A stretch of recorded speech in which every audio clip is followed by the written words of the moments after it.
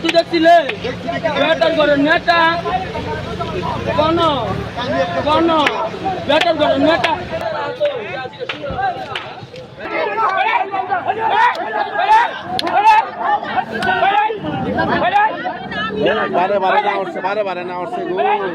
হিন্দু বিয়ে তাদের একটা লোক নিতে যাবে, তো আমিও মাত্র গেলাম, যার পর আমাকে ফোন করলো যে 10-12 জন হিজড়া তাদের গাড়ি আটকায় মানে জোর জবরদস্ত করে টাকা নিচ্ছে এবং বিভিন্ন মালামাল নেওয়ার চেষ্টা করতেছে।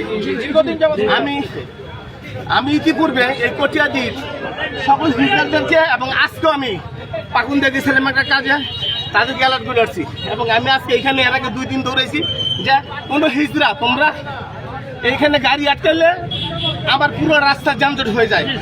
তো সাথে সাথে আসছি, তো আসলে এটা আমাদের একটা ভদ্র সমাজে এগুলো চলে না।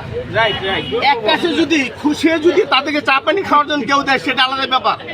এই যে জোর করে উনি একজন কর্নেলের বাবা, কর্নেল স্যারের বাবা, এরা আরেকজন উনি সিনিয়র ওয়ারেন্ট অফিসার, তাহলে এটা আসলে দুঃখজনক। আমি সংবাদ 1 মিনিটের মধ্যে চলে আসি।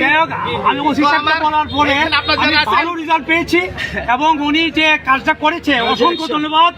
মানে কি বলবো, আমি ফেসবুকে ওনাকে দেখতে পাই যে মাদক টাদক ব্যাপারে উনি অনেক কিছু করেন, অ্যাক্টিভ থাকেন এবং অনেক কাজ করতেছেন। আমি ফেসবুকে সবসময় ওনাকে স্ট্যাটাসে করি সবসময়, এবং আমি চিরকৃতজ্ঞ। উনি সঙ্গে সঙ্গে অ্যাকশন নিয়েছেন এবং আমরা সঠিক টাইমে মানে আমাদের বিয়ের কাজটা সমাপ্ত করতে পারবো।